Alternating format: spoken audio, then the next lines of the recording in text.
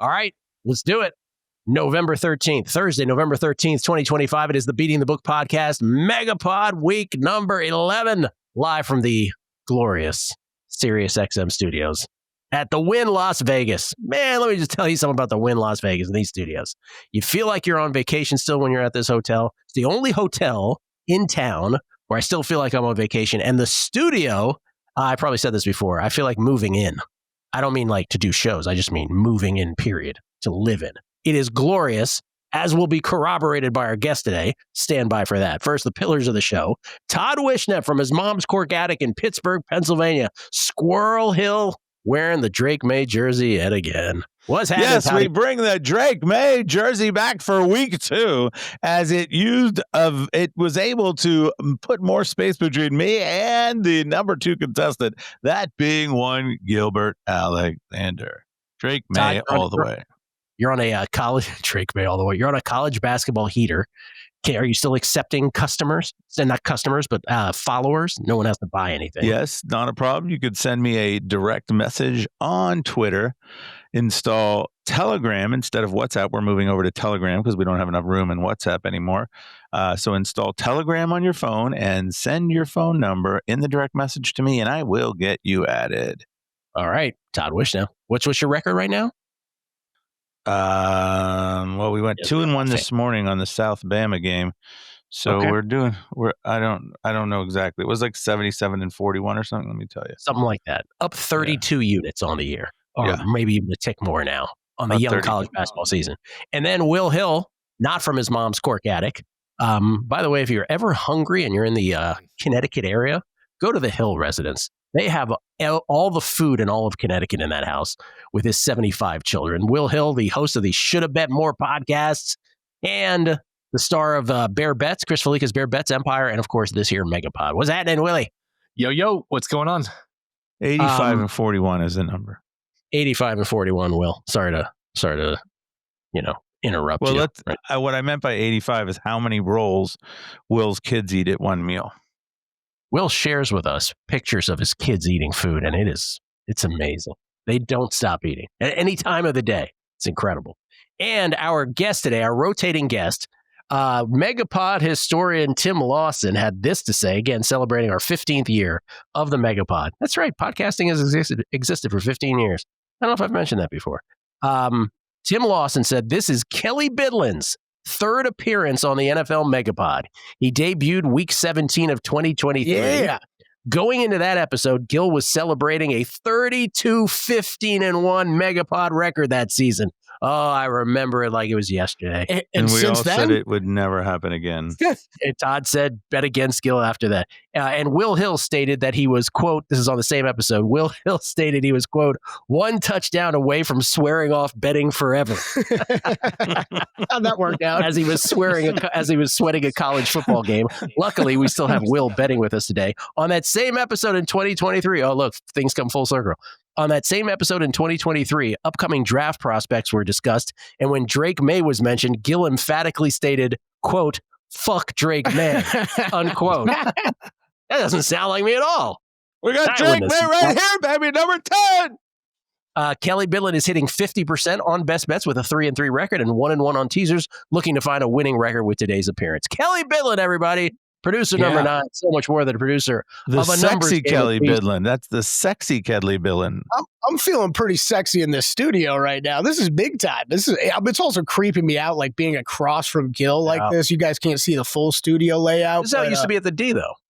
Yeah, it's true. I guess we just got used to it at Circa, man. It's more like we're having dinner or back in the South Point days. This is a little wild, man. Kelley has lost, for those who don't know, Kelley has lost 100 American pounds.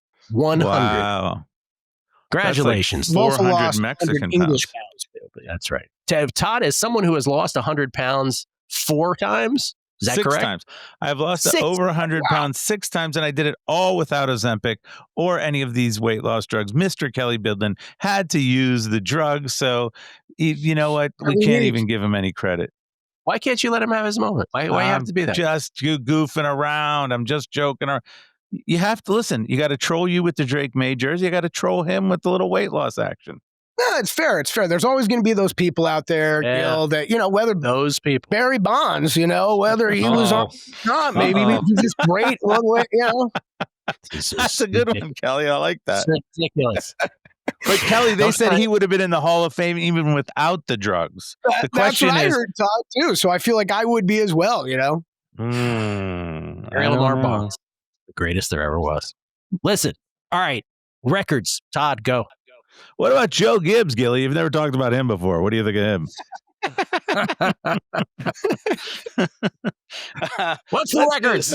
Tired of you. Okay, let's do the records. Since he's been on this college basketball run, the kid is, how do the kids say, feeling himself. As this show taking feeling it, baby. Oh my God. Feeling it, baby. You're lucky I even showed up today. I know. Gilly and Willie did themselves in with the old Vicaroonies and Mr. McCarthy. Now, I will say, Gil always says, oh, nobody ever gives me credit when I get. You did deserve better, so mark it down that I did say you didn't deserve to. You should not have lost the Vikings. I didn't say no. First of all, let's quote me credit. I didn't say nobody gives me credit. I say you don't give us credit. Okay, well, I'm giving you credit right now for when you took a loss and you deserve better in the Vikings game, so mark it down. The point that I'm making is that you went with a pick with Willie, and he's Mr. Bad Luck, so we took you right down. So you ended up going. Well, let me stop you here. You know what Todd's favorite exchange construction is? Todd says something idiotic, right? He makes a mistake. He says nobody. Here we go. Now I'm under his skin. Then he does this trick where he acts like you're the asshole for calling him out on it. Todd Wishnev, everybody. Go. Gilly's mad today. Willie, he's mad today. He's mad. Okay. You are now 14-16 with your 1-2. However, a teaser win. We're all coming back on the teaser. Nice teaser win for Gilly at 3-7 on Teaserville. Willie put in a little 1-2 action. He moves to 8-22. And he wins another teaser to move to the teaser lead as he's been before, 5-5 with the teasers. Yeah, that's great. And Mr. Willie Hilly. Hey, that's at least you're the man knows these teasers. Gotta give him that. You're a leader. You're the leader in the teasers. You got to take something out of that. And Mr. Todd Wishnev with a nice 2-1. Thank you for the fortunate Mr. Henderson who went into the end zone late in the ball game to allow Mr. Baker Mayfield to come down with the back door and get me the over. And I went 2-1 for a 15-13-2, a 3-game lead in the loss column. I won my teaser as well to move to 3-7. Christopher L.V. Chris went 2-1 in the guest chair to move to 14-15-1, and the teasers are 4-6 in the guest chair. So a lot of pressure on Kelley Bydlon, the sexy Kelley Bydlon. Okay, now when someone reads the standings, usually they start with the leader because you now do it like a normal human being would be. What's your record, and then what's second place? I'm 15-13-2.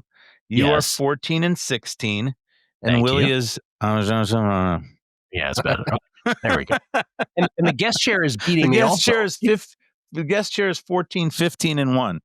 Okay. All right, let's keep it up. Guest chair. Gilly, I have a question. In the interest of karma here and hopefully turning this around, you and I have this inside joke where a few years ago on a numbers game, I gave out Dable, Coach of the Year, I think 25-1. I bet it. You just always joke, I didn't deserve to win it. All the red zone stuff. Since he's fired this week, do you think it would turn things around if I just admit publicly that was lucky? He shouldn't have been the Coach of the Year. I should give back the money. Just give me some goddamn wins on this fucking show, please. But, I think that's a good strategy. You got Jackson Dart Rookie of the Year going for you. Oh, come on. Doesn't that feel good just to say, I won a Coach of the Year bet? It was therapeutic. I didn't deserve it. And I'll let the wins come to me. I think it's true. Why don't you start a podcast called Should Have Picked the Winner? Explain the Jackson Dart joke, Kelley, too. Well, Jackson Dart, I don't know if you guys have heard, but he's not going to play football this weekend. And Willie, what's your ticket? What's that number? I think I gave it out 25-1 and bet it 22-1, and a decent sized bet would have been a nice payout. I actually started to think maybe I should start to shop. This is before last week on some of these exchanges, a yes/no, because there's not a clean hedge with Ibuka because Warren could always win, and then I could create a disaster for myself. But that hedging option is not going to be there at least right now.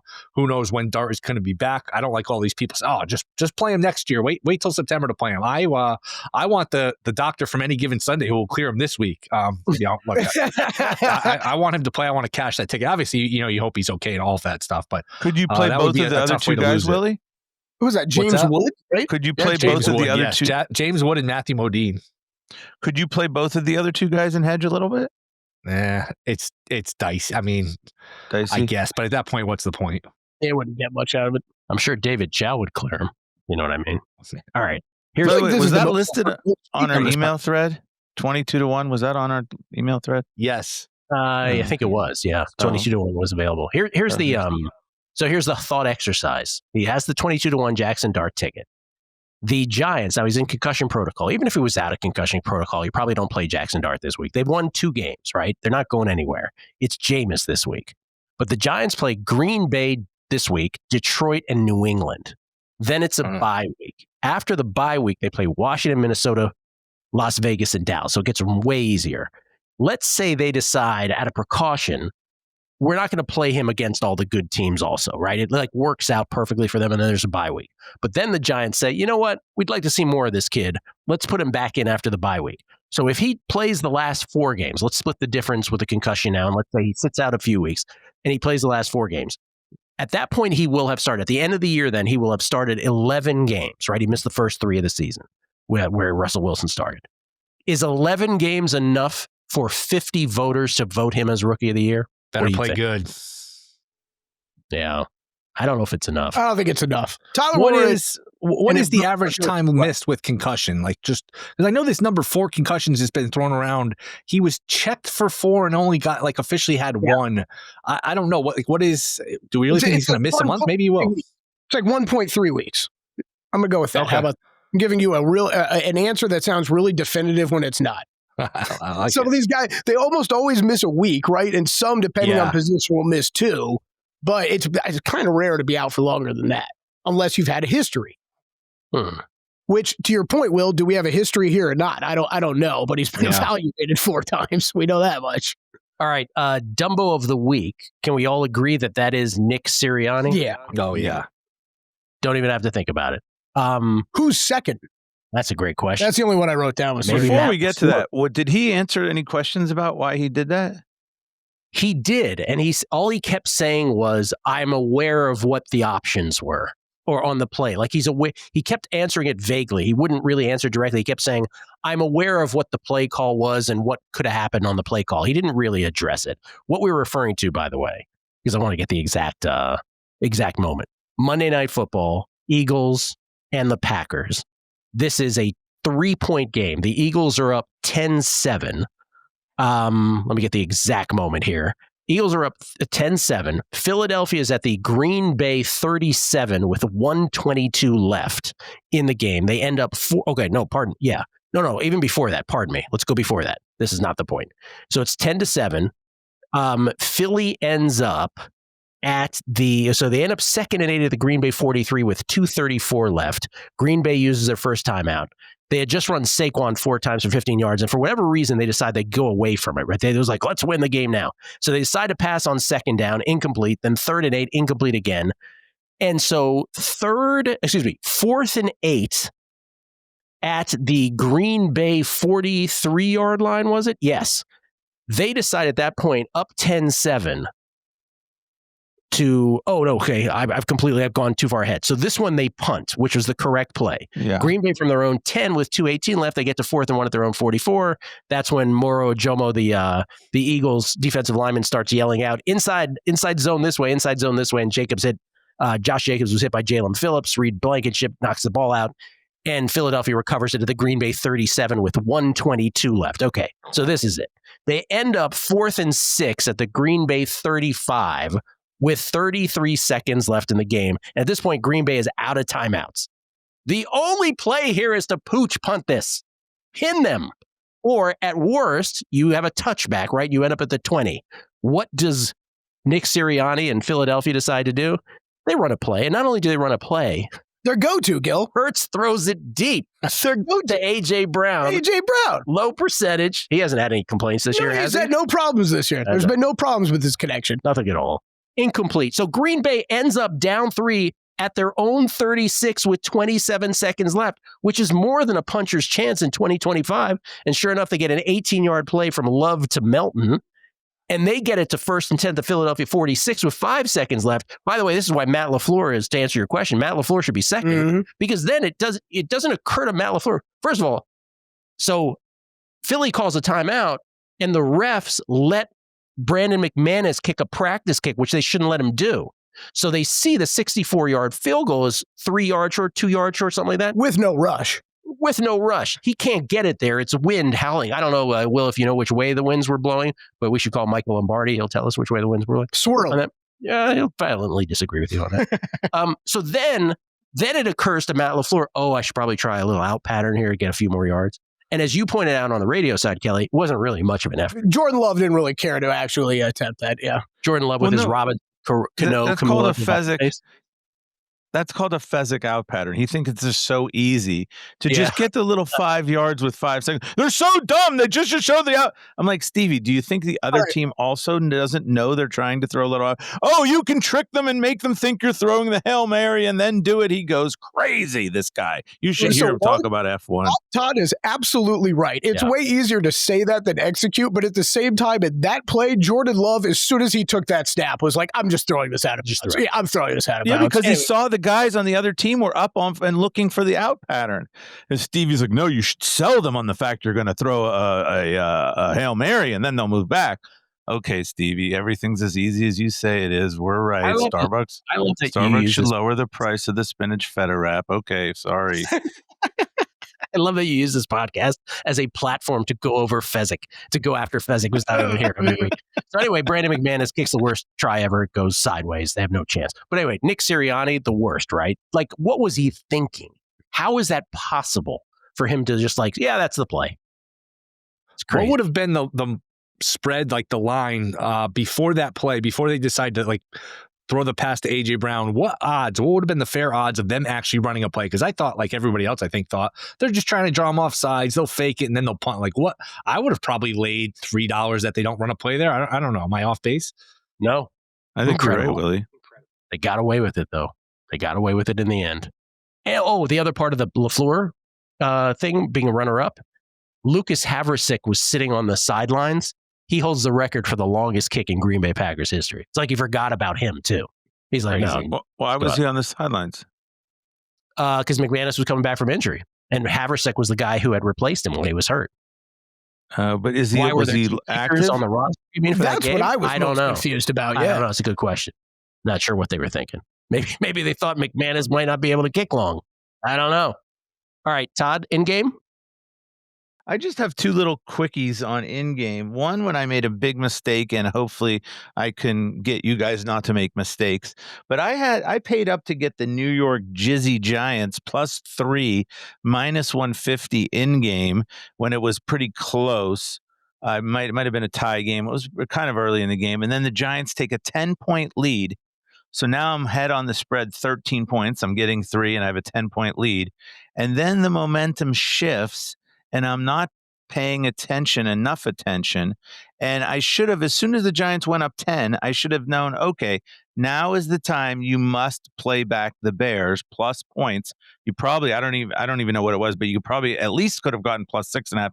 You might have been able to pay up and get +7, but +7 for the Bears there is just fantastic. I don't know how I missed it. And of course, because I missed it, I took what they call a proverbial keister shot when the Bears came back with 2 touchdowns against Russell Wilson, especially because once Russell Wilson was in the game, you knew it was big trouble. So what the hell am I doing snoozifying and ruining a situation where I could have protected my bet? That was really, really stupid. And the second little in game I'd like to talk about, so that's one thing, is when the momentum is shifting and you have the worser team, and that's a real word, worser. Be careful.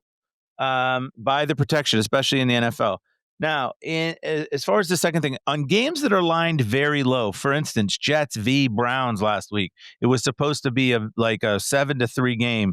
It was a very low line game. And halftime, I believe the score was 17-14. It may have been 17-17. I don't remember exactly, but it was a lot of points for the first half. 2 of the touchdowns by the Jets were unearned runs. I believe one was like a punt return. One might have been an interception return, but they were unearned. And it was a high-scoring first half. In that situation, when you get a chance to take under 7.5 third quarter, you must do it. And I did do it because I knew when you have that low-line game and they have all those points in the first half, they're not coming out in the third quarter and scoring 1 million points. So take that under, and I did. I was smart enough to do it, and we got home pretty easily. But that's a nice little trickaroo when you have We hit those tie there low-line too, games. Todd. Third quarter tie. I bet that, and I think you tailed me, right? No, I didn't tell you. I was upset I didn't tell you. Actually, that was a great bet by you. And then we lost tie. Me and you lost tie in the Chargers-Steelers game. when the guy made a long field goal for the Chargers. Horrible. And then I lost Boswell. How did I lose Boswell on a 45-yard kick? And that is unbelievable. Boswell had hit 16 in a row. He's unbelievable, and he misses the 45-yarder. Only could happen to me. He knew you had the bet on it. That's how you knew. Yeah. Well, it's like last night. I just want to tell you guys one thing. Like, if you're sitting with novice bettors, like I said with my friend Ben at the Sportsbook, he doesn't know that much about college basketball. But when I have the over and it's tied with 3 seconds left, he goes, "Oh, you're going to overtime. You won." I'm like, Ben, calm down. I've lost many times in this situation. The guy dribbles up court for North Texas, runs up 1.4 seconds, calls timeout. It's Chris Webber. There's no timeouts. What are you doing? Technical foul, and I lose out on the overtime. Now that can only happen because one person gets involved. Hashem. Knew that was coming. Isn't it interesting that's a technical? I never really thought about this before until last night when I saw that ending. Why can't it just be like they don't give you the timeout? You call a timeout. I know. They don't grant it. Like feels like it's a little overly, I don't know, penal. It's like an administrative penalty. Maybe I'm wrong. I don't know. It's like an administrative penalty, Willie. Oh, you called a timeout. Bad boy. You've got to get punished. No, because, I mean, think about it. Chris Webber, to use the actual example, he was like in jail, right? Like he couldn't get, he was trapped. I'm saying just don't grant the timeout. Just act like there was no timeout request. No, I know. But what I'm saying, act like it wasn't even requested and let play go on. Yeah. Oh, because what I'm saying is you have to penalize it because then you're bailing him out of his predicament, right? Yeah, that's true. Yeah, like just say you're calling timeout. You don't have. I'm the ref. I'm just sitting there staring at you, letting the clock go, and I'm not calling a timeout you don't have. Willie prefers a passive-aggressive referee. Or how about just giving the other team the ball? Why do they get shots too? Just give the other team. Yeah. Well, apparently people have thought about this before. You just thought about it today here. They decided. Yeah, they wanted to find a way to beat me, Willie. Because of the players on the court being able, in basketball, I think it's different from football, right? Like the players on the court they're almost being punished for not doing the coach's job correctly. That's true. I hear you. I haven't really thought about this too much. The taking foul shots is maybe a little too much. All right, let's start with the best bets. Does anybody have a best bet in tonight's? I Jets? do. It's Thursday. Oh, Toddy Wishnev with his Drake May jersey. What do you got? With my Drake May jersey, and that jersey is known to pick up at least one game in a MegaPod standings per week. I would like to go. What is the side in total, please, for the Patriots-Jets? I don't want to get screwed here by some of the administrators of the MegaPod. It is there's 12.5s and 13s right now in favor of the Patriots. I'm not sure which has more, but I think you could play either. And then the total is actually kind of split between 43 and 43.5. I see mainly 43s and mainly 13s. All right, we'll go with Kelley. I got 8 books in front of me. Oh. I will take under 43. Thank you very much, Mr. Kelley Bydlon. Forget what I said about Ozempic. Under 43. Gave you the worst of the two numbers, Todd, so you shouldn't really. Well, no, I meant that I was getting the 43. I wanted to get the 43. I'm sorry. Anyways, I didn't explain that. Anyways, under 43 in the New York Jets and the New England Patriots. Here's the thing. I thought the New England Patriots were bad on defense. Lately, that has not been, Las Vegas Chris gave me major, I don't know what you call it, whatever. He didn't agree with what I was saying. And he was right, because I think the Patriots are getting much better on defense. Early in the year, I didn't see it, but that performance against Atlanta was fantastic on defense, I thought. And then last week against Tampa Bay, they go down to Tampa Bay. And granted, Tampa Bay doesn't have all their guys and blah, blah, blah, but it's still Baker Mayfield. They still can move the ball. And I thought they played absolutely wonderfully on the defensive side of the ball. So to me, that Patriots defense is coming around. It's got to be at least an average defense. And your New York Jets offense is abominable. That offense is as bad as Stevie Fezzik's backhand in tennis. That offense is horrendous. They get some touchdowns last week against the Browns, but again, they were unearned. I just can't see the Jets moving the ball against the Patriots. How many points could they possibly get? 10? I mean, I just don't see it. Do you guys see Fields being able to move the ball, or whoever the Jets are going to play at quarterback? How are they going to get more than 10 points against the Patriots? I don't see it. Give me under 43 Jets. Now, granted, the Patriots will score, but it's a division game. The Jets aren't going to give up a million. Give me under 43 in the New York Jets Thursday night. I believe it's in Foxborough. Who knows what could happen in Foxborough? There could be wind. It might be tough to kick field goals. Give me under 43. I talked about this game a little bit on the radio side this morning, Todd. To your point, the Patriots defense, their weakness, if you can find one, is their secondary. They rank 26th in opponent yards per pass attempt, giving up 6.9 yards per throw. But against the Jets, who can't do anything through the air with Justin Fields, that's the perfect matchup. The Jets are averaging 19 fewer passing yards per game compared to the next worst team. And the Patriots' strength is stopping the run. So that works well against the Jets, too. So I have a bet in this from earlier in the week on Guessing Lines. Todd, I'm not sure if you've heard of that show, where I had the Patriots minus 11.5. I couldn't believe it was that short, but that is not a play for me now at 13. So hey, let's be fair. 7.5? Has only thrown one interception. 11.5. Oh, 11.5.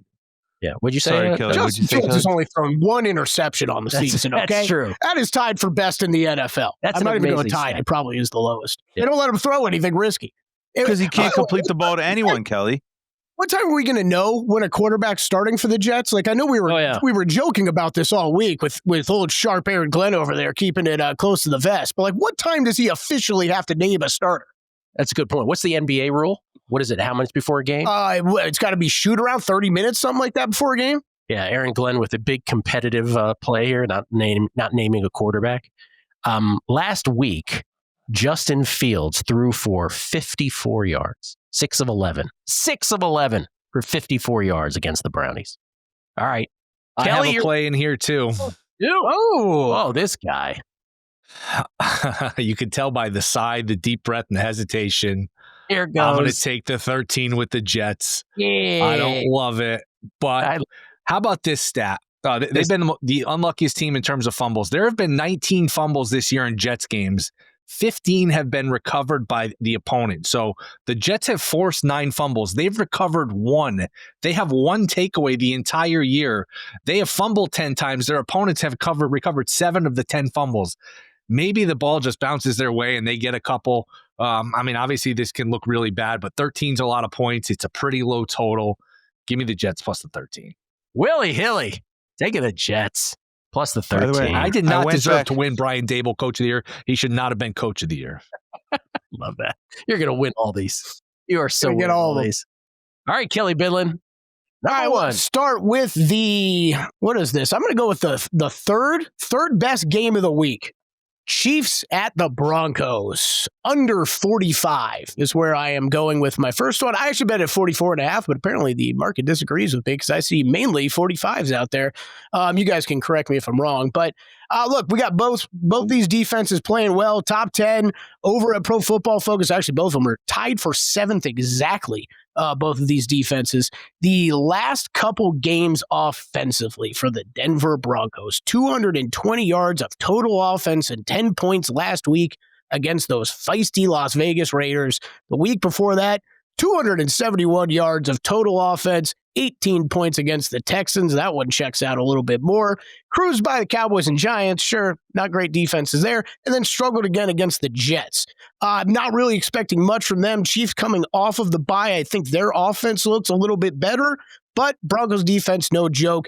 I think we go under, and obviously we're in Mile High. Conditions could play into this as well, so I think that only helps me out here. Under 45, Chiefs and Broncos. Todd just texted me that it's mostly 44.5, and don't give him the extra half a point. What do you guys, should we? I didn't text him that, but by the way, I wish I would have. I bet it at 44.5. You can mark it 44.5. I think there's enough 45s, though. I do. Okay. I'm with you, Gil. Todd seems to want to screw over Kelley here. First of all, Bill, that's Will's movie, like makes up fictitious things that happen. But you know, what's funny is it's almost. I got your back now. I got your back. My running joke about this podcast is Will never gets to talk. But you know what? No, Will talks. Whose fault do you think that? Will's talking too much now. He's talking too damn much, Gil. All right, Toddy, what's your first? I Or your just already gave second. my first. It's your turn. Oh, so do I get to do snake now? I get to do two, right? Yes. Let me just say Everyone's this in given advance. a pick. Everyone's Let me given a just say pick, this and now it's your turn. Shut up. Let me just say this in advance. I feel way too good You know about what? these picks. I'm never taking you to the Bacchanal buffet ever again on my points ever again. Let me just say that. Even if you're gonna, You'd have to pay him for it. All right. Pick number 1. The Minnesota Vikings. Oh, Yes, indeed. he doesn't learn his lesson. He does not learn his lesson. Vikings are 2.5-point favorites across the board against the Chicago Bears. I really believe that the Vikings, yes, they crushed us last week, Willie. They did. But this is Caleb Williams' comeuppance this week at Minnesota. This is Brian Flores completely throwing the kitchen sink and confusing Caleb Williams, who still, despite his dramatic win against the Giants this past week, where he had the fourth quarter comeback. By the way, Caleb Williams' fourth quarter comeback of the year. Caleb Williams' happy place, his comfort zone, is still these plays where he's like, oh, look, the rush. I'm going to spin or do a little spinorama out of the pocket and then full sprint, throw it on the run and hope and pray that someone downfield catches it. Well, you're going to get all your opportunities you want, Caleb Williams. I think the Vikings defense destroys him this week. Vikings -2.5, pick number 1. Am I the only person that's still shocked, though, when he does that and then starts actually running? It takes about 11 yards, but when Caleb Williams gets up to full speed, it is damn impressive. He gets moving. That's a big body. Brian Flores is going to get him this week. That's the bet. Pick Gilly, number who's 2. playing quarterback for the Vikings before you go on? Who's playing quarterback for the Vikings? Fran Tarkenton. I thought it was Tommy Kramer. JJ McCarthy with a wrap on his hand, right? Is that what I saw yesterday? Oh, does he really? He's got a bandaged up hand. Yeah, I don't know about JJ McCarthy. Defense is going to win this for the Vikings. Falcons, pick number 2, -3.5, hosting the Panthers. Here's the thing with this: the 5-5 Panthers and the 3-6 Falcons. But the Panthers are terrible. And yes, they beat the Falcons 30-0 the first time out. But if the Falcons are as good or as talented in a way that I think they are much more talented than the Panthers are every which way, if they are that, they should crush the Panthers here. They should want to crush them after getting embarrassed 30-0. Plus, I think the Saints kind of showed the rest of the league, hey, here's what you do against the Panthers. You take out Rico Dowdle, and then you let Bryce Young try to beat you. The Falcons' defense is sneaky good. I don't know why they don't play up to their level at times. I think they're sneaky good. I do, by the way, I think Michael Penix is not great at football. I will concede that. The more I see of him, my line is whatever the opposite of pocket presence is, that's what Michael Penix is. But I think the Falcons crush the Panthers.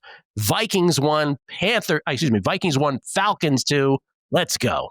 Gilly, do you want me to? Can I jump in quickly here? Yes. Oh, we're Oppo? I'll see you guys next week, I guess, because my second and third pick are the Vikings and the Falcons. I'm with you on both of them. Wow. And the kiss of death. This reminds me, Todd, remember when we both picked Mississippi State as our sleeper in the Final Four a couple of NCAA tournaments ago, where I couldn't believe you picked it and you couldn't believe I picked it? I'm really surprised we ended up both on the same one. But Minnesota and Atlanta are both for me, too. I did not think you were going that way. Wow. Atlanta, if you look at DVOA, Atlanta's right there with the Patriots. They're 17th and New England 16th. Carolina's all the way down in the latter 20s. If you just look at the last month for Atlanta, they beat the Bills. They lost by a point in New England where they missed an extra point against the Patriots. They had that stinker against Miami, but that was with Cousins, not with Penix. They lost on a neutral against the Colts. They led with like a minute to go. What's the other guy? I mean, they've been pretty competitive in most of these games. Their record could easily be, different. They just, I'm with you. They have more talent. And they suck. They suck. I'm just going to say they're not great. They're not good. Say what I've said 3 times on Numbers Game this week. Both those teams absolutely suck, and there's like 16 teams in the NFL that are worse than them. That's where we're at in the NFL right now. So you're saying they're top half teams? Top half of the league, yeah. Top half. No, I will say this though. Like this is it, right? This is if the Falcons are any good, which and both you and I say this, they are good. Like stop with the record. They have the talent. They can't possibly be as bad as this record. But if they can't get it done this week, fuck them. Like, this is the end of that. Yeah. This is the game they must Who's their perform coach in. again? For you, man. Yeah. Who's their coach? Raheem There's Morris, a guy who named Todd Raheem. claims is a very nice guy.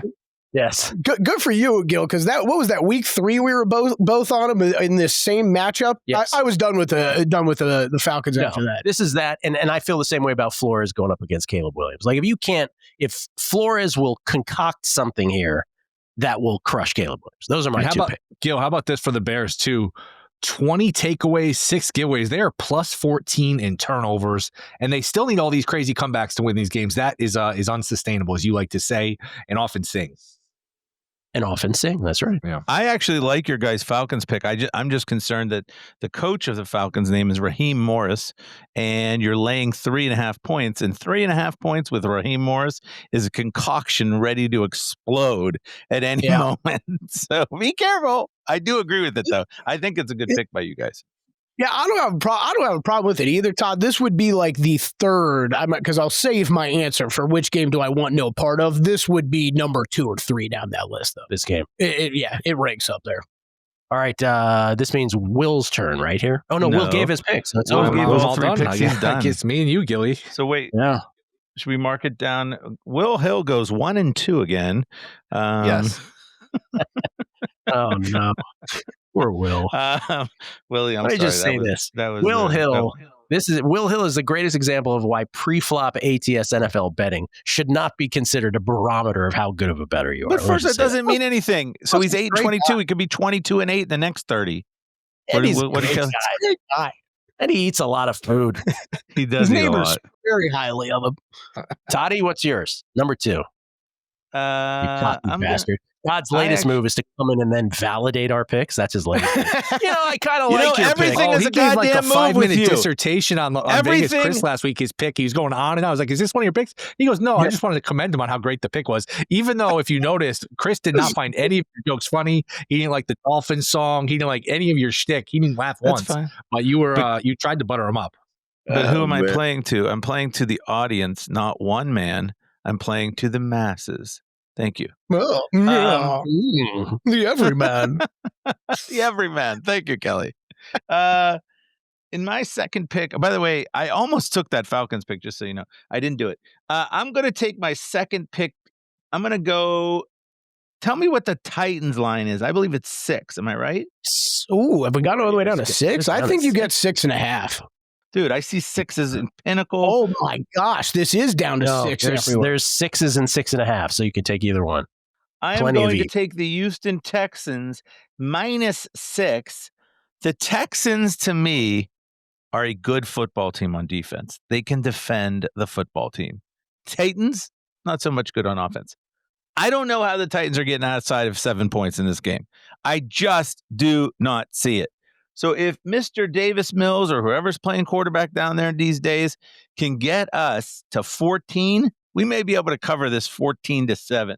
I like the Texans here. I don't believe. Look, the Titans have only covered a couple games all year. One we know of was designed by Hashem to destroy my life and my survivor pick with DeMarcado running over the 1.5 yard. Oh, whoops, my bad. Whoops, interception, fumble in the end zone. Okay, we know about that one. That was one of the Texans covers. They had a cover against the Broncos, also hardly, earth-shattering. And then last time they played, they covered against the Chargers, but they got a pick 6 and some other bullshit touchdown. This team cannot score. And now you're putting them up against the team with arguably maybe the best defense in the NFL. I mean, that's a good-ass defense. I like the Texans. I don't like giving points in the National Football League, but if I'm going to give points in the National Football League, I'm going to do it with a defense. I'm not going to do it with an offense. It's most likely Mills, right? I'm sure it's not going to bother you too much by your conviction here, but isn't it? Doesn't it look like Mills? Is that what we're looking at? Yeah, I'm sure it's Mills. Missed practice yesterday. I guess this is like where that 1.3 weeks comes into play, Will. Yeah.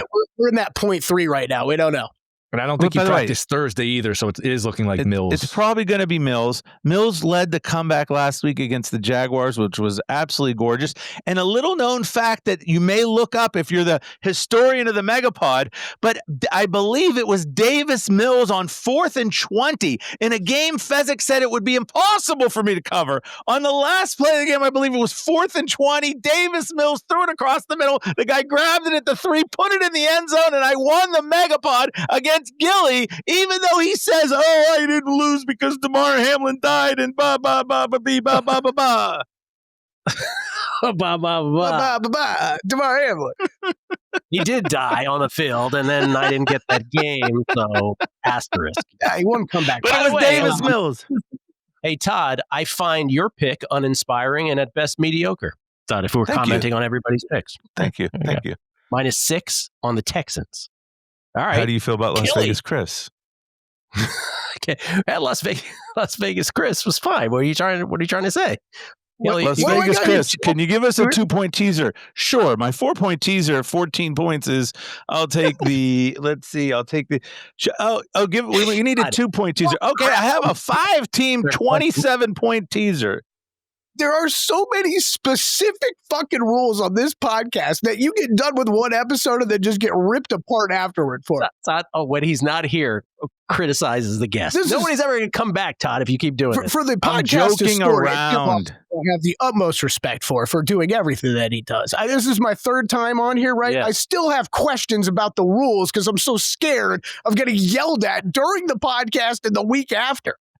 So, like, I can't play a money line, right? This is a spread. If I'm taking a side. You cannot do money All line. right. No. So, Or else you'll experience the wrath. apparently, I'm going to lay 3 points with the San Francisco 49ers. That's where I'm going, Me Gil. too. I know That's you're on that one. That's my 3rd. Guess what? This is a fancy handicap. Arizona's hurt all over the place. They're 1-6 straight up their last 7 games. They're falling apart. This wide receiving core doesn't have anybody left. Zay Jones, Marvin Harrison Jr., both going to miss that. You've got 3 starters on the offensive line that are questionable or out already. And you've got 2 starting cornerbacks that are going to be out for this game. Already have the 6th worst pass rush in the league.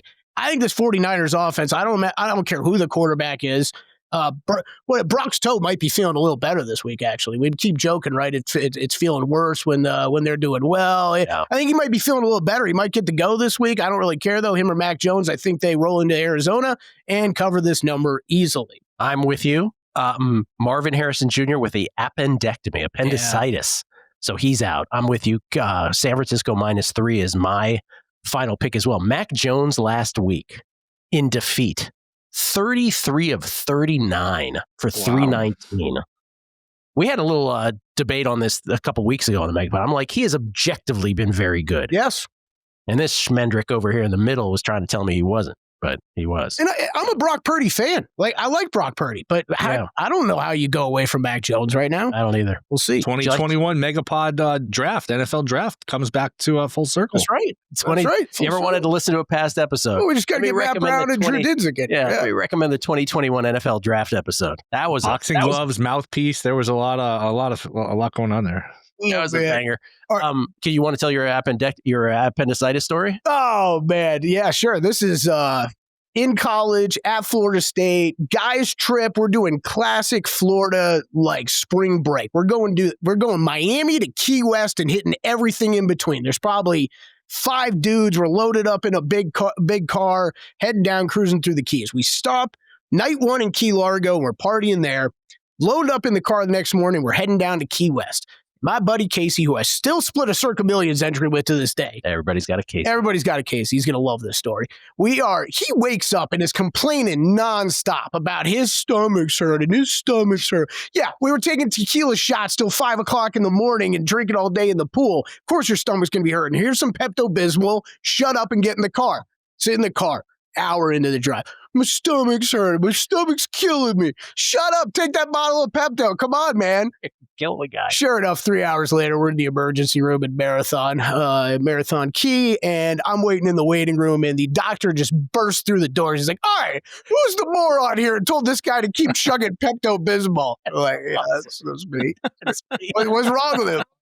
Appendicitis. I love that. And apparently, you're not supposed to do that because it could mask the effects of what you're feeling with the appendix. Also, if your appendix ruptures, you could die. Yes, that, Gill. That's bad too. I've heard that's bad. That's bad. It's bad. Yeah. That makes me feel better because when mine happened, I told you my dad, his immediate reaction at the time was, "Drink prune juice, you'll be fine." Right? Your kept dad saying it, and my mom started just screaming at her finally at the end, like, "You're gonna kill him! Take him to the doctor!" That laid back Keys doctor was not very laid back when it came to that. I love that. Who the hell was that? He told him to jump tree. We still joke about this to this day. Awesome. Oh man! All right, I got trivia for you, fellas, because I just learned this morning. Oh wow! Who has the lowest point per game average in the NFL? What team? Again? Who has the lowest points per game in the NFL? Oh, points per game. So some teams have played one game fewer than the others. No. Just points per game scored. By average, a team. Average points per game by a team. No. NFL. You're doing it by average because some teams have played one game fewer than other teams. Right. Doing average. So Saints. it's not the Jets then. It is not the Jets. Saints. The Jets. Nope. All right. The Titans would be obvious. I'm just going to say the Titans. No, Titans are number one. That's where I wanted to start with number one. Titans. You've got it, Will. Now, who's number two? You guys have not named them, and I think it would take a while. Number two will be. Are they playing this week? Because I'm just looking through the games. They are playing this week. They are playing this week. Raiders. And a game as Las Vegas Raiders. Yeah. Oh, okay. Yeah. I'd be shocked to hear they were number two. That's where they're at. Anyways, I'm going with the Cowboys. Put me down for 3.5, whatever it is. I don't think I've heard anybody talk about this. It wasn't your turn, Kelley. Yeah, it was. You got snakes. It wasn't. I had two to do. He has two to do. Yeah, but then why did... Okay, I see. Yeah, my bad. Sorry. Todd's wrong. He just doesn't want to say he's wrong. Go ahead. I just said sorry. I messed up. I'm sorry. My God. Cowboys, I'll lay the points with whatever you got. 3.5. I think it's 3.5 everywhere now. But I feel like this is still a very high-powered Cowboys offense. The Raiders defense is absolutely atrocious. Eighth worst in the NFL right now. Just talked about what they're doing offensively. Brock Bowers is looking a whole lot better. I respect that. I think Brock Bowers is awesome. Might have got missed. Geno did get banged up in that game last week. I think he's going to play, but man, they can't have anything happen with him. I don't think you want to go to O'Connell. So maybe I'll go to the game. I think Cowboys put up a big number. Raiders can't keep up. They cover the 3.5. This is from Danny Higgins, courtesy of Adam Schefter. C.J. Stroud ruled out for Sunday's game against the Titans. There you go. Davis Mills starts again for Todd's Texans. What number are you giving him in the Cowboys? The Cowboys game? I'll go through. It's mainly 3.5. You can go that. 3.5 across the board. 3.5. I got 3 at Circa and South Point. No. Yeah, no. I have a trivia question for you, just because somebody said this the other day. It has nothing to do with any of this. Who has the most free throw air balls in the history of the National Basketball Association? I didn't know they tracked this. Shaquille O'Neal. Incorrect. That's a very good guess. I've got another fun one. I'm glad this guy who has a terrible free throw shooter. I'm trying to think. Air balls in the history of the National DeAndre Jordan? Not DeAndre Jordan. What was your Giannis? No. Is it a guy from nowadays? Yes. Oh, yeah, thanks. From nowadays. Still playing. Active player. Yes. Oh, there was a hesitation there. LeBron James. Correct. That was the hesitation. I got you on the hesitation. I got you on the tell. LeBron James, most air balls history of free throws in the All right, since we're doing fun What's NBA the number? stuff, I'm trying to think. What was the number on that? Like 50 some. He has 50 air balls? That's wild. Yeah, over free the course throws? of played since the Eisenhower administration. I feel like you almost never see an air ball. I mean, I guess, but that's still a couple a year. I feel like that's a lot. I remember him shooting some air balls. Giannis has had a bunch. Giannis, man, I actually thought it was that. Okay, here's a fun one for you. Yeah. Got this. I heard this from Brian Windhorst the other day. Shaq, during his career, averaged 3.5 dunks a game, made dunks a game. That is the highest in NBA history. That's amazing. This season, only 10, 11 games in the season, Giannis Antetokounmpo is averaging over 5.5. 5.5. Jesus. It's amazing. It's a small sample size, much like Will Hill's sample size this year on the MegaPod. He's not going to be 8 and 22 every year. Next year, he's for sure going to be about 10 and 20 right now. At least, probably better. By the way, just so you know, you say I take a shot at Las Vegas. Chris, I'm the one who said the Patriots were good on defense, and I didn't. And I said he was right, and I was wrong. Mea culpa, mea culpa. So I mean, I'm even no. I took around. I love how you become randomly serious when it's against. I'm randomly serious because I don't like that kind of commenting. Anyways, my third pick, sir, if you even are a sir, I'm going to go to a place where I've never lost a game, folks. I'm undefeated. Never lost a game. We're playing in Spain this week, folks. We're playing in Spain. I've never lost an NFL game that was played in Spain ever. And I'm going to go down and play with a little team. I'd like to know, first of all, what the total and the spread is in said game in Spain. Spread is 2.5 in favor of the Dolphins, and the total is 47.5. I am going to go with the Miami Dolphins over the total. The Washington Commanders stink on D. Miami, they can move the ball. They also let you move the ball. Give me over 47.5. Over 47.5 for the Miami Dolphins ball game. I think we're going to see some offense in Spain. They're going to open it up. This Commanders team is pretty good for overs. They're absolutely horrendous on the defensive side of the ball. They can't get a stop. I don't even know what you would do to get the Commanders to get a stop. I mean, they had Trump in the booth trying to get them a stop last week and couldn't get them a stop. Nobody can get a stop on defense. This Commanders team is so bad on defense. It's unbelievable. So I think Miami is going to be able to do a little quick throw Rooskies with Tua Tagovailoa like they like to do. I think he's going to move the ball as he did against the Buffalo Bills last week. I didn't even need the points. They were so good. They're going to score the ball, Miami. And you know what? Miami's not that great on defense. And the Commanders do have a guy named Mariota, who's not bad at quarterback. He's good for some backdoor touchdowns. Give me over 47.5 in Spain, where I am undefeated. Absolutely undefeated. Never lost a game in a Spain game. Over 47.5.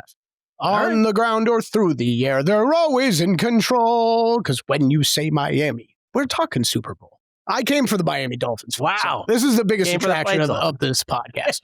So it's the greatest part. It's the biggest attraction. It really is. You mean more than Todd putting his finger in his ear and going, wait, I'm hearing something. I like the Miami Dolphins fight song. When you first hear it, especially in person, you're like, what the fuck is this thing? How have they not retired this by now? What is going on? You know, when we were kids, Kelley Bydlon, those of us of a certain age, we thought it was the Houston Oilers fight song, and that the Dolphins ripped it off the Oilers. But turns out it was the Dolphins first, right, Todd? And then the Oilers ripped it off the Dolphins, and the Dolphins took it back. Yeah. I thought it was Big Love You Blue. Love You Blue. It was not. It was Love You Blue, man. Earl Campbell. By the way, Gilly, I am hearing something. No. Here we go. We're in the Vikings game. Vikings lead at 24-20. Just 6 ticks left on the clock. They have the football at their own 12-yard line, and there's no timeouts left for the Bears. So this game's probably going to be a winner for the Vikings. They snap the ball. Wait a second. The quarterback, McCarthy's running backwards to run out the clock here on 4th down. He runs into his own end zone. He's going to take a safety. The final score is going to be 24-22. Jim, can you believe this? We thought the Vikings were going to cover it now. They're going to get the cover stolen from them because they go out the back of the end zone. It's 24-22. I was trying to figure out where he was going with this because I'm like, wait, but they're still going to win the game. But yes, the cover. That's what matters. Todd, there's a heartwarming show on Netflix called Love on the Spectrum. Have you ever seen that show? I would just be so entertained to see you on there. But how funny would it be if it's 24-20 this week and McCarthy takes the snap and runs out the back of the end zone? Oh my God, I would die if that happened. All right, favorite 2-team 6-point teaser. 2-leg 6-point teaser of the week, which we all won last week. Yes, we all won last week. We're on the comeback trail on teasers. Our records are not that bad, and Will leads everyone at 5-5.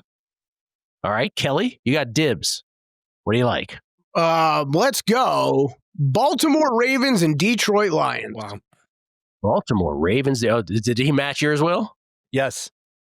There's a few obvious teaser sides this week. I think we'll probably have a lot of mixing and matching So here. Ravens are what? Ravens anywhere to Minus 7.5 to 8. I'm seeing, and then Lions are 2.5 across the board. Ravens minus I 1.5. did actually bet. Lions I actually bet 8.5. a Ravens Seahawks one on open, but the Seahawks are up to 3 right now, so I'll go with Lions. Ravens go from 7.5 to 1.5, and the Lions go from 2.5 to 8.5 as a dog. I will say, even though it's the same one I have, Kelley, I do worry a little bit Goff, outdoors, cold weather, hostile environment. That could get off the rails, but I do think that should be a close game. Famous the whole last offensive words. line is still banged up. You look a lot better when you go and play the Commanders' defense with all those injuries, right? Hey. Yeah. Yeah. Eagles going to be a little tougher. Toddy, what do you got? I'm going to go with 2 different games.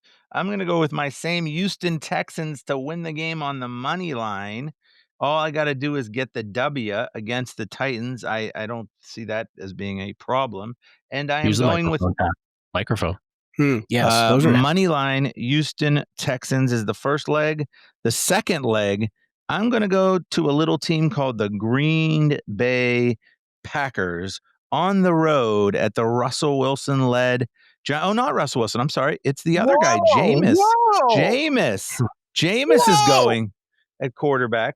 I think the Green Bay Packers can beat the New York Giants with Jameis. So I'm going to go with Green Bay -1 in the Meadowlands, even with Jameis. I almost took the over in this game just because Jameis can theoretically get you 7 on the other side.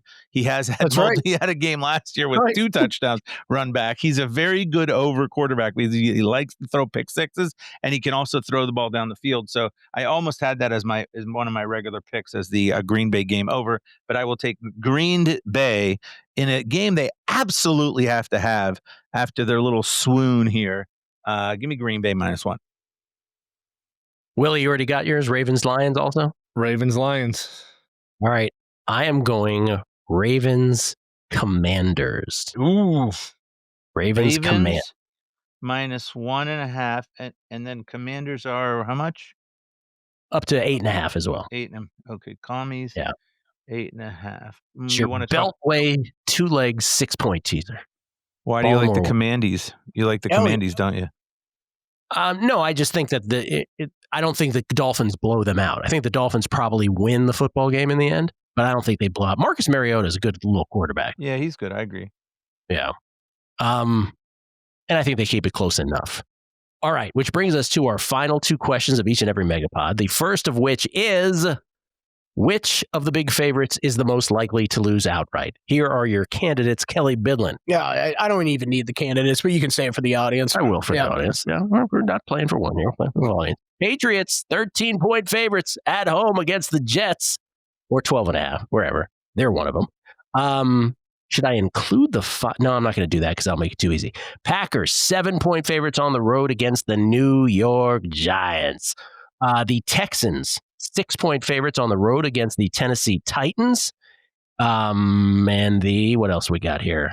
And the Ravens, 7.5-point favorites on the road against the Cleveland Brownies. Of those teams, who's the most likely to lose outright? That would be one Green Bay Packers who cannot get it together offensively. The defense is great, but as Todd just brought up, Jameis Winston, I mean, watch out. On any given Sunday, Gill, on any given Sunday, this man could look like one of the best who's ever spun the football. Watch out. Easy. Watch out, New York City. Jameis is about to excite everybody around there. You're going to get over Jackson Dart. You're going to put on the shelf real quick. You've seen what you needed to see out of the kid. Jameis time. I'm not going to call it because I'm not betting it, but I'm going to put together a fun little same-game parlay around Jameis this week. Couple interceptions, couple touchdowns, as Todd laid out. Nobody loves Jameis Winston. Nope. Kelly does. Nope. Loves that guy. I like him too. Toddy, what do you got? I don't know. This is kind of tough. You know what? I'm going to just say New England Patriots just for the hell of it. Can they win every single week so easily? I did pick them for an under, but maybe, I don't know. I just think, I don't see any of these teams really losing, but if I had to pick one, I guess I'd take the Jets, but I don't see it happening.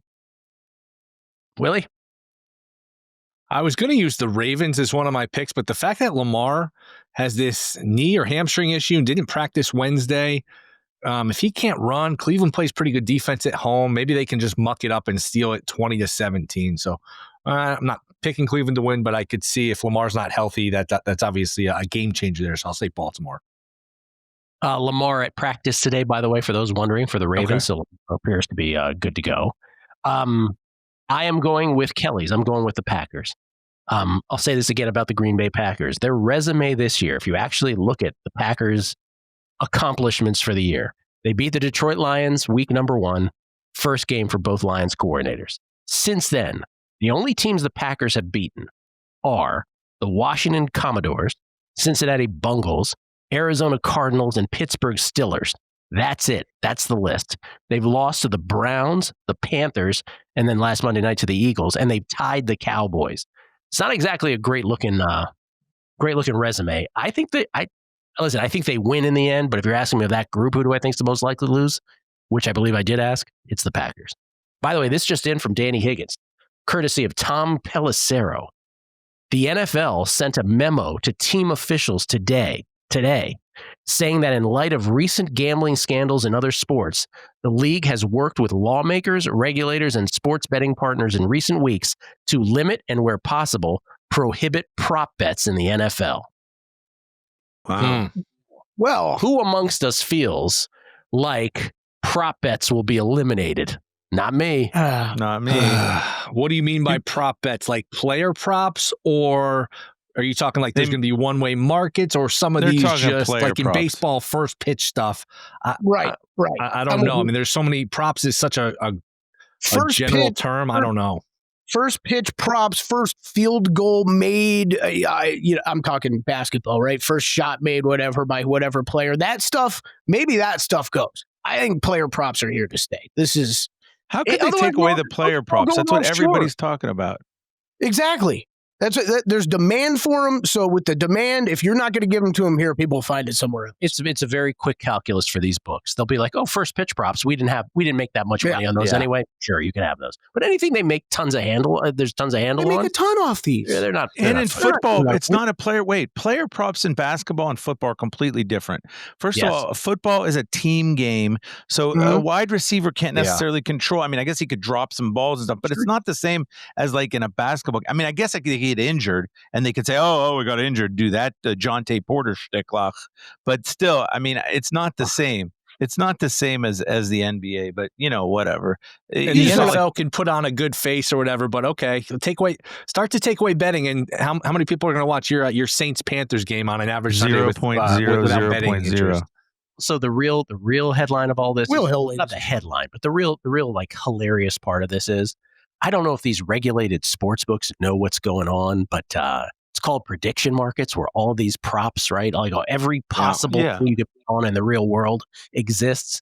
And so DraftKings and FanDuel are doing them in states where they're not licensed.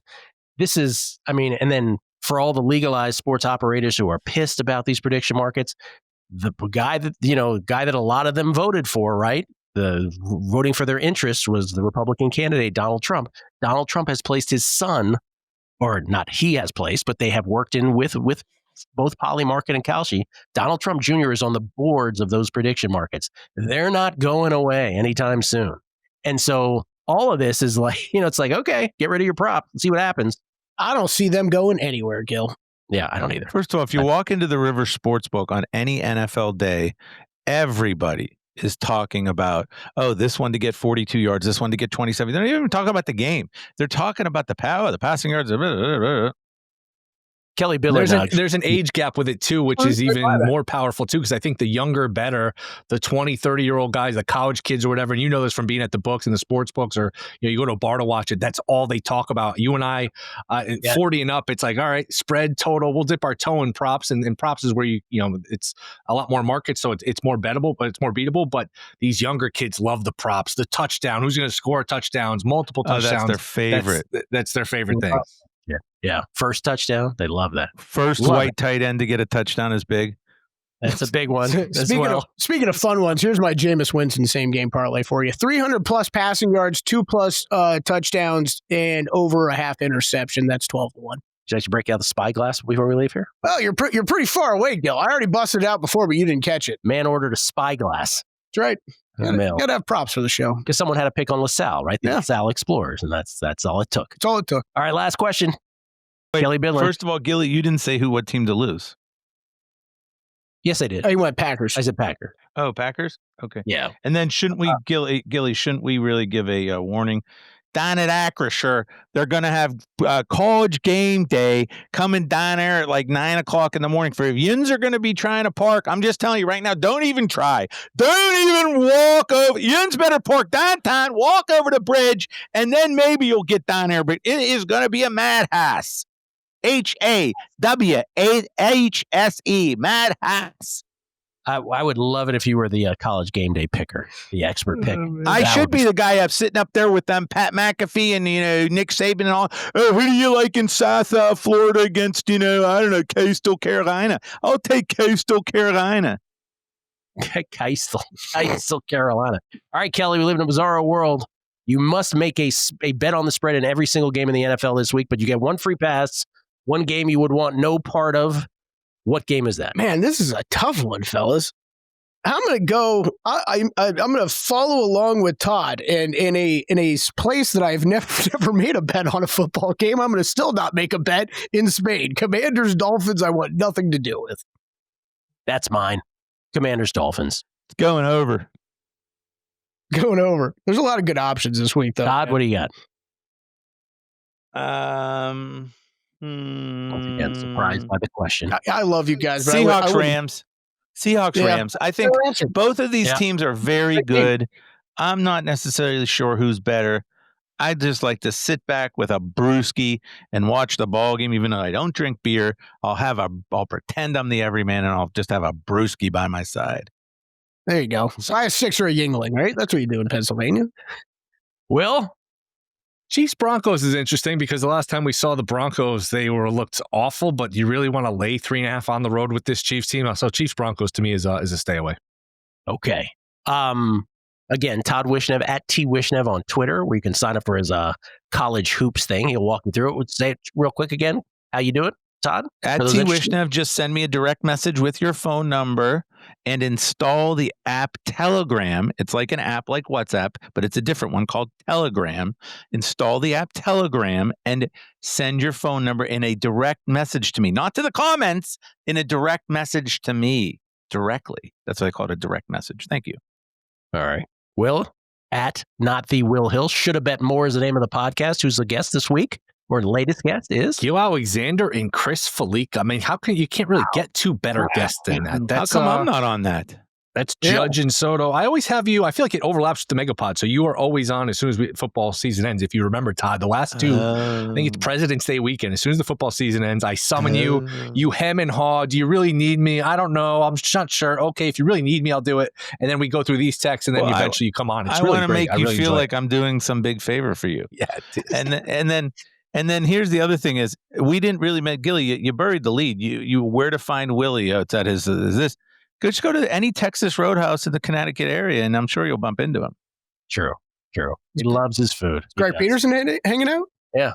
We should all go to Texas Roadhouse with Greg Peterson. Yes, but Greg Peterson never says anything about the rolls. Has he ever talked about the rolls? That's a great point, Todd. That's all I remember about the place. I don't know. Kelley Bydlon, everybody, at Kelley Bydlon on Twitter. BYDLO. I think it's at Kelley Sexy. Is that correct? That's taken, unfortunately. What besides a numbers game? Where can people find you these days? At Kelley Bydlon, VSiN.com. That's it. How about the Long Shots Golf Betting Podcast? There you go. Bermuda Championship preview up now. First round already in the books. It's exciting. That's a birdie fest, right, Kelley? That's an easy course. By the way, it's a good question. Kelley, where do you watch games? Oh, what NFL games? Sunday on the which I got multiple screens set up. I don't move from the couch. Wait, so you get YouTube and you get the NFL ticket, and then you put a 4-box on one device and a 4-box on another device? I got like two 60-inch screen TVs that are sitting right in my living room, and then I go with like the however many laptops I need in front of me. So you get 4. You can get 4 on each TV, correct? Yeah. Yes. Okay. I usually go full screen though on whatever I've got money on the most. If we're being honest, it's like running. Any other questions, Todd? You want to know like what bathroom habits or something? I mean, me on Monday morning or whatever I miss. Like that's true. Come on. Todd doesn't know. He doesn't know about that show. Guessing Lines. He doesn't know. About it. He's never heard of it. Do you guys get up for the 6:30 a.m. game on Sundays when it's 6:30 in Pacific time? Not this one. I'll tell you that. This one I will because it's the Skins. Gill will fill me in on Monday. Yeah. But typically I'll miss a quarter or two. Like I'm like, okay, I can't do all of this. Thanks for listening, everybody. For Todd Wishnev and Will Hill, Kelley Bydlon. Thank you to Kelley because he was a late. We moved him up in the schedule because we had to pivot some stuff. So thank you to Kelley Bydlon. Happy to be here. Love doing this. Thank you to the Win. Thank you to Jeremiah and Brian here at the Win. Danny back at the mothership. Thank you for listening. Good luck with all your bets. Week 11 in the National Football League.